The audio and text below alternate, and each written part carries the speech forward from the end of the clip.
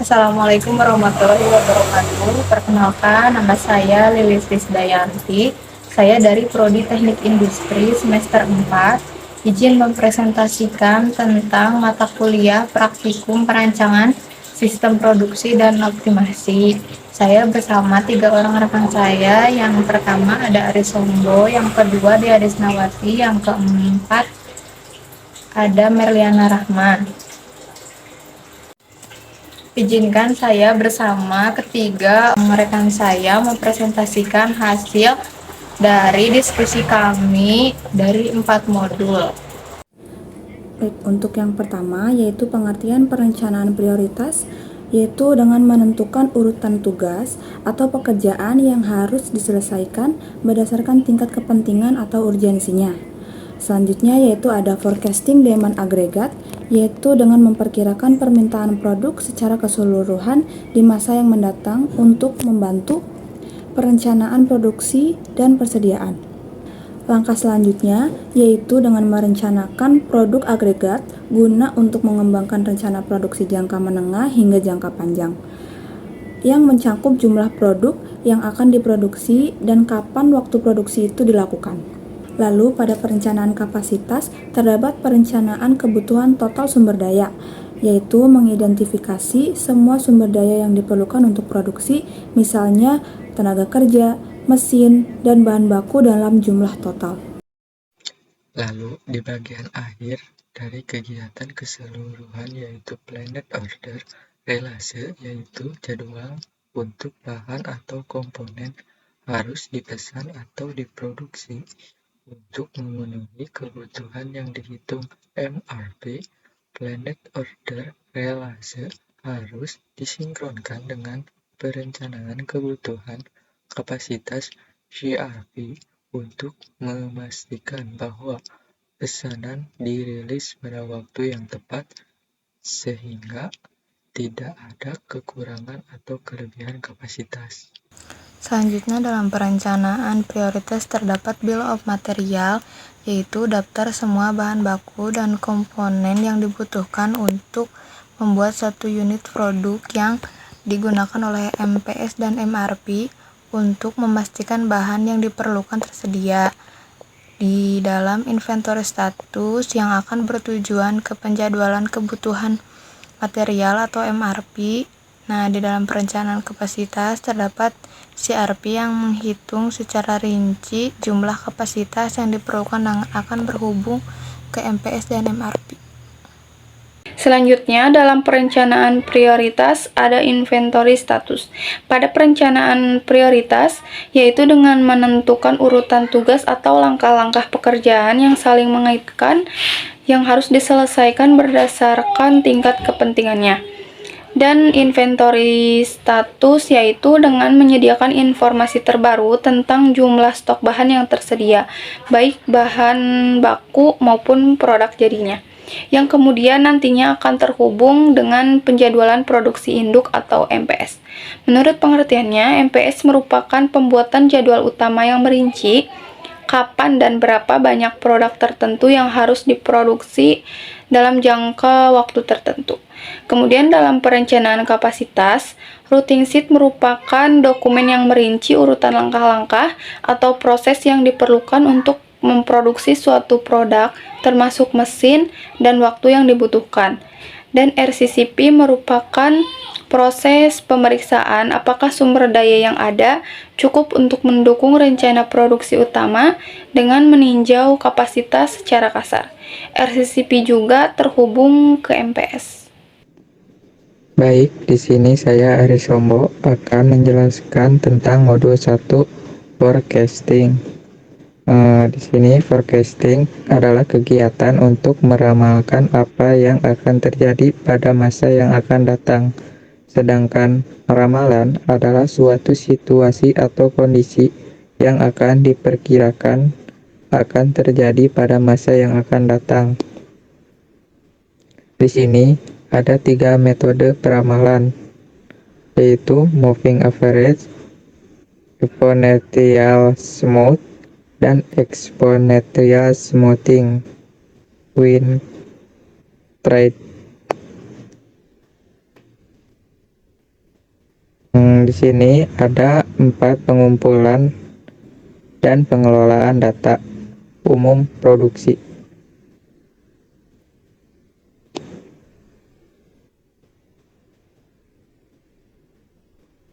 Peramalan dengan POM hasil running 1 moving average produk 1. Bisa dilihat tabel berikut. 2 exponential smoothing produk 1. Ini tabel-tabelnya. Dan 3 exponential smoothing with thread produk 1.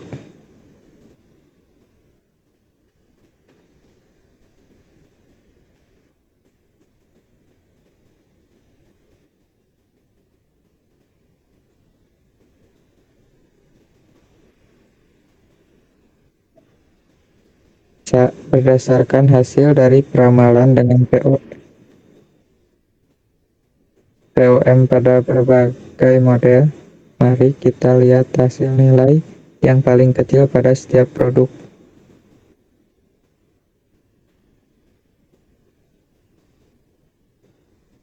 Produk ke-1 sama dengan nilai MAD paling kecil terdapat di model exponential smoothing dengan nilai 316.514.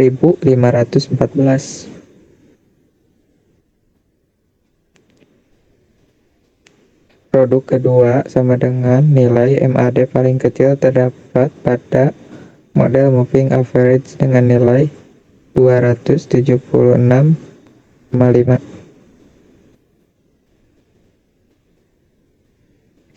Produk ketiga dinilai MAD paling kecil terdapat di model exponential smoothing dengan nilai 323.206.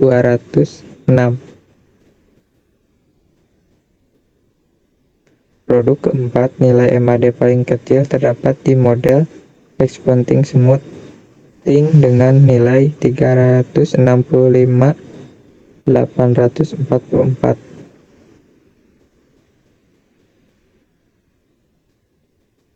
Kesimpulannya, peramalan adalah suatu proses untuk memperkirakan beberapa kebutuhan di masa datang yang meliputi kebutuhan dalam ukuran kuantitas, kualitas, waktu, dan lokasi yang dibutuhkan dalam rangka memenuhi permintaan barang atau jasa. Peramalan dengan teknik moving average melakukan perhitungan terhadap nilai data yang paling baru, sedangkan data yang lama akan dihapus. Exponential smoothing memerlukan perhitungan yang lebih sedikit, tidak memerlukan data historis dalam jangka waktu yang lama, melainkan hanya data terbaru yang dipakai untuk menghitung peramalannya. Baik, untuk selanjutnya saya Merliana Rahman akan menjelaskan sedikit dari modul 2, yaitu agregat planning. Pada bab 1, agregat planning atau perencanaan produksi agregat merupakan perencanaan kapasitas jangka menengah yang meliputi horizon waktu antara 2 hingga 12 bulan. Pada bab 2, ruang lingkup agregat planning. Pada dasarnya, perencanaan produksi agregat merupakan suatu proses penetapan tingkat output atau kapasitas produksi secara keseluruhan guna memenuhi tingkat permintaan yang diperoleh dari peramalan dan pemesanan dengan tujuan meminimalkan total biaya produksi.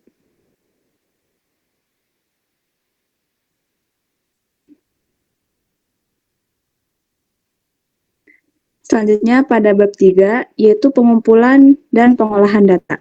Yang pertama, data umum perencanaan agregat. Di sini terdapat 2 produk yang akan diolah atau diagregatkan pada 10 periode.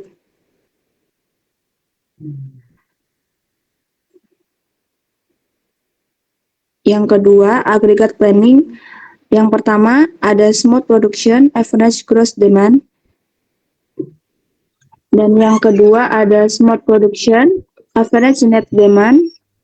Yang ketiga ada cash current demand atau let workforce vary. Yang keempat, ada cash previous demand atau let workforce vary. Dan yang kelima, ada constant rake time, then overtime and sub. Keempat, yaitu analisa. Hasil analisa perhitungan metode-metode aggregate planning. Yang pertama ada smooth production atau average gross demand. Dengan menggunakan metode ini, hasil perencanaan kapasitas produksi untuk memenuhi tingkat permintaan selanjutnya, yaitu total cost-nya adalah $356.700. Untuk yang kedua, smooth production atau average net demand. Dengan menggunakan metode ini, hasil perencanaan kapasitas produksi untuk memenuhi tingkat permintaan selanjutnya, yaitu total cost-nya adalah $356.800. Pada yang ketiga, cash current demand atau let workforce vary. Dengan menggunakan metode ini, hasil perencanaan kapasitas produksi untuk memenuhi tingkat permintaan selanjutnya, yaitu total cost-nya adalah $364.256. Yang keempat, cash previous demand atau let works vary. Dengan menggunakan metode ini, hasil perencanaan kapasitas produksi untuk memenuhi tingkat permintaan selanjutnya, yaitu total cost-nya adalah $574.586. Dan yang kelima, constant rake time, then overtime and sub.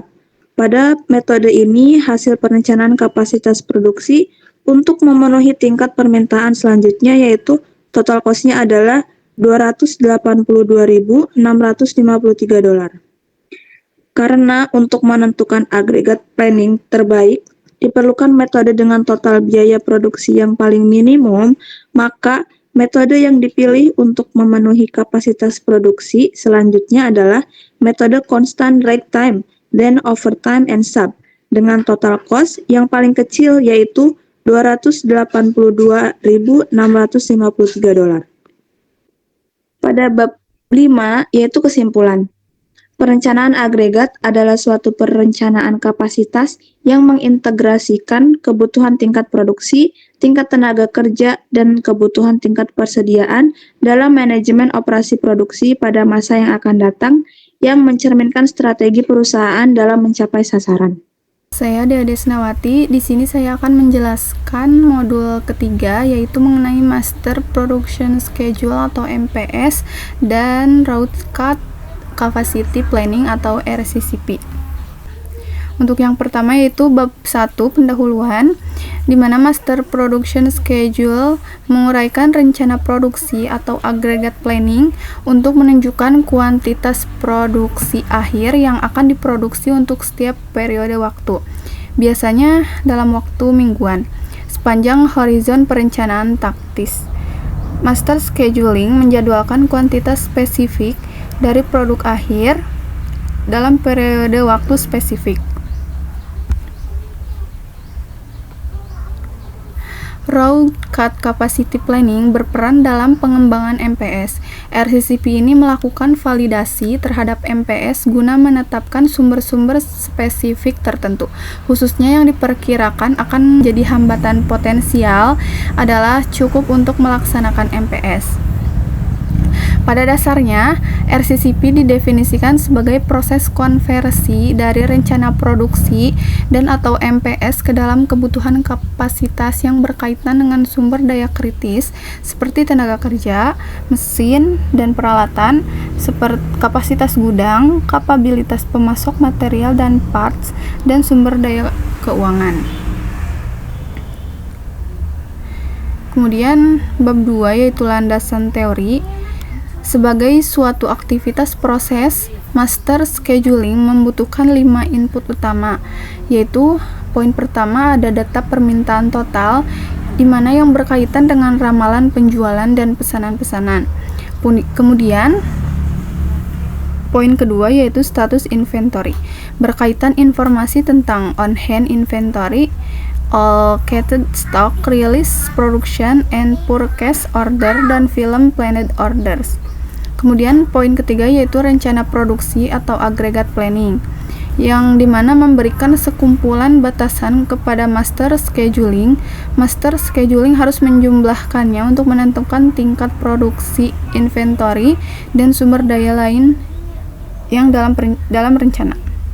Kemudian poin keempat yaitu informasi dari RCCP berupa kebutuhan kapasitas untuk mengimplementasikan MPS. Suatu MPS biasanya memiliki format atau bentuk umum seperti di bawah ini, di mana ada lead time, on hand, sales plan atau sales forecast, actual orders, projected available balance, ada available to promise, kumulatif ATP, dan MPS. Untuk selanjutnya bab 2 yaitu landasan teori. Di sini ada konsep dasar master scheduling. Penjadwalan produksi induk pada dasarnya berkaitan dengan aktivitas melakukan 4 fungsi utama. Yang pertama yaitu menyediakan input utama kepada sistem perencanaan kebutuhan material dan kapasitas. Poin kedua yaitu menjadwalkan pesanan produksi dan pembelian untuk item MPS. Yang ketiga yaitu memberikan landasan penentuan kebutuhan sumber daya dan kapasitas. Dan yang terakhir yaitu memberikan basis pembuatan janji penyerahan produk kepada pelanggan. Untuk landasan teori selanjutnya yaitu mengenai RCCP. Di sini ada teknik-teknik RCCP. Terdapat 3 teknik RCCP yang mempunyai tujuan yang sama, namun berbeda pada data dan kompleksitas perhitungan komputer. Ketiga teknik tersebut digunakan untuk mengkonversikan MPS dari unit produk akhir yang akan diproduksi menjadi jumlah jam yang akan dibutuhkan dengan sistem produksi tertentu. Ketiga teknik RCCP yang telah disebutkan tadi itu ada diantaranya perencanaan kapasitas menggunakan overall factors, pendekatan bill of labor, dan pendekatan resource profile. Untuk bab selanjutnya yaitu bab 3 ada pengumpulan dan pengolahan data. Yang pertama itu ada data umum master schedule production. Di sini ada 10 periode, terdapat 2 produk yaitu produk meja makan dan meja belajar. Kemudian data agregat dan data reguler produksi. Kelompok kami mengambil dari data modul kedua yaitu agregat planning. Untuk hasil pengolahan meja makan dan meja belajar, kita tentukan lot size-nya dan safety stock-nya sesuai dengan kebutuhan perusahaan. Untuk produk meja makan dan meja belajar itu yang membedakannya hanya di bagian safety stock-nya saja. Untuk lot size-nya itu sama-sama 4.000, tapi untuk produk meja makan safety stock-nya itu 1.500, tetapi meja belajar itu safety stock-nya 1.000. Untuk selanjutnya yaitu ada perhitungan RCCP, di mana total work center-nya itu ada 6. Kita ambil dari routing sheet atau bisa kita lihat dari ini, work center-nya ada 6. Tapi dalam kelompok kami ada kesalahan pengetikan, mohon maaf. Kemudian tenaga kerja yang dibutuhkannya itu ada 8. Tenaga kerja per work center-nya itu ada 2, di mana 6, dimana cara perhitungannya itu dengan RCCP, dimana total work center-nya itu ada 6. Kita ambil dari routing sheet atau kita bisa lihat dari bagian ini, work center-nya itu ada 6, tetapi kelompok kami ada kesalahan penulisan, mohon maaf. Kemudian tenaga kerja yang dibutuhkan itu 8. Untuk hasil tenaga kerja per work center-nya itu, cara perhitungannya itu dari tenaga kerja yang dibutuhkan 8 dibagi dengan total work center. Jadi hasilnya itu 1, sekian dan kita bulatkan menjadi 2. Berikut merupakan data waktu per work center-nya. Grafik untuk RCCP work center yang 10. Ini sebagai contohnya saja, kita buatkan grafiknya itu work center 10 dan 20. bab selanjutnya yaitu analisa. Yang kita dapat poin pertama yaitu ada hasil pada data MPS di bawah ini merupakan pengolahan data untuk permintaan yang sedang diproduksi dan yang sedang direncanakan. Untuk poin kedua, untuk hasil akhir dari routing sheet yang menunjukkan build up capacity hanya berbeda pada runtime pada pengerjaannya, sehingga waktu pengerjaan tidak jauh berbeda. Kemudian hasil akhir data menentukan total pekerja per work center pada tiap bulan dengan per hari pada kapasitas regular time dan overtime. Kemudian yang terakhir, hasil data waktu produksi per work center. Kemudian untuk bab yang terakhir yaitu bab 5, kesimpulan, di mana MRP mengembangkan pesanan-pesanan yang direncanakan untuk bahan baku, komponen, dan sub-assemblies yang dibutuhkan untuk memenuhi Master Production Schedule atau MPS. Berdasarkan MPS yang diturunkan dari rencana produksi yang telah diuji kelayakannya melalui proses RCCP. Suatu sistem MRP mengidentifikasi item apa yang harus dipesan atau dibuat dan dibeli, berapa banyak kuantitas item yang harus dipesan, dan bila mana waktu memesan item tersebut. Untuk modul yang terakhir yaitu kita akan membahas MRP atau Material Requirement Planning. Material Requirement Planning adalah prosedur logis atau aturan keputusan dan teknik pencatatan terkomputerisasi yang dirancang untuk menerjemahkan jadwal induk produksi di Master Production Schedule menjadi kebutuhan bersih net requirement untuk semua item. Sistem MRP dikembangkan untuk membantu perusahaan manufaktur merencanakan dan mengendalikan pesanan, produksi atau pembelian dan persediaan untuk item-item defended demand, di mana permintaan cenderung discontinuous dan lumpy, tidak halus atau tidak rata. Item-item yang termasuk dalam defended demand adalah bahan baku, part sub-assemblies, dan assemblies, yang kesemuanya disebut manufacturing inventories. Dalam MRP dibutuhkan untuk mempermudah dalam pengendalian bahan baku agar memenuhi jadwal produksi dan tersedianya produk jadi bagi konsumen yang berkualitas. Nah, untuk bab 2 pada landasan teori, tujuan MRP ini secara umum adalah untuk meminimalkan persediaan MRP, menentukan beberapa banyak dan kapan suatu komponen diperlukan, disesuaikan dengan MPS-nya.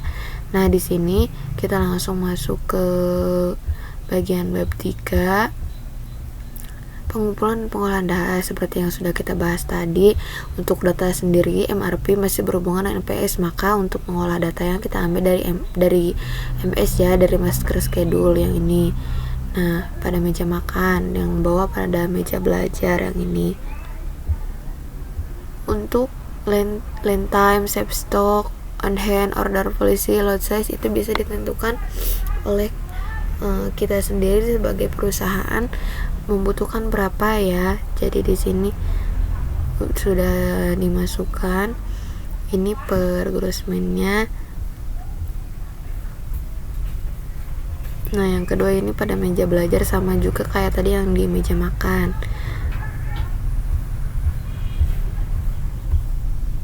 Untuk hasil analisa MRP terhadap meja makan dan meja belajar bisa kita rangkum sebagai berikut pada bagian yang ini, yang past duet yang tadi kita ambil planned order, rilis meja makan sama meja belajar.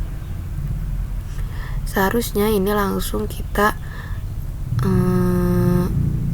tambahkan ke CRP juga, namun karena beberapa kendala kita hanya bisa sampai menganalisa sampai MRP.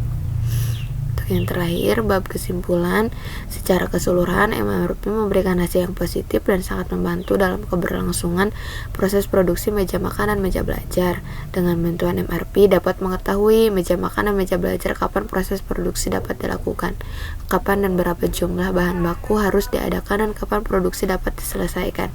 Dengan membuat dan menerapkan MRP, kita mendapat beberapa solusi dari permasalahan yang timbul akibat tidak diterencanakannya pengadaan bahan baku yang dibutuhkan.